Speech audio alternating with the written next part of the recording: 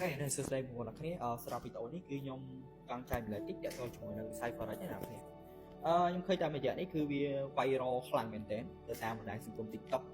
Facebook ấy nắng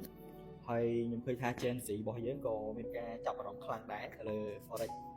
chẳng nhưng admission đấy nhưng còn căng trai lại tha trong kiểu đó như tha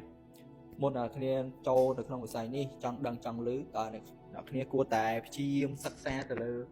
vì việc bài chán chiều xét để tôi chúng mìnhនឹងតិចkhóឬក៏ strategy មួយណាដែលអ្នកគ្នាគិតថាស័ក្តិសមអាចថា make profit ពីទីផ្សារនេះបានហើយមួយទៀតតកតងជាមួយនឹងការ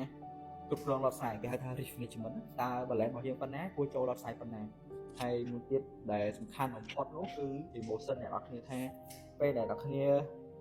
ខាតតើអ្នកគ្នាអាចគ្រប់គ្រងអារម្មណ៍របស់ខ្លួនឯងបានអត់អញ្ចឹងតកតងមួយ emotion គឺខ្លាំងណាស់សម្រាប់ផ្សាយនេះវាអត់អាចថាបើសិនជា emotion យើងខ្សោយអត់អាច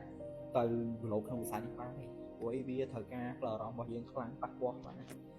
ខ្លះអាចនឹងបោះបង់ការសិក្សានៅសាកលវិទ្យាល័យដើម្បីមកចាប់ទៅលើ forex ប៉ុន្តែពេលដែលគាត់ចាប់ក៏ពេលដែលផ្លូវអារម្មណ៍របស់គាត់អត់ល្អក៏រៀង fail អញ្ចឹងខ្ញុំក៏វាអត់មានអីច្រើនដែរខ្ញុំគាត់នៅចង់ប្រាប់ដល់គ្នាថាមុននឹងចង់ចូលនៅក្នុងវិស័យនេះអ្នកនេះគួរតែសិក្សាឲ្យបានច្រើនទាក់ទងជាមួយនឹង strategy risk management ផ្សព្វផ្សាយ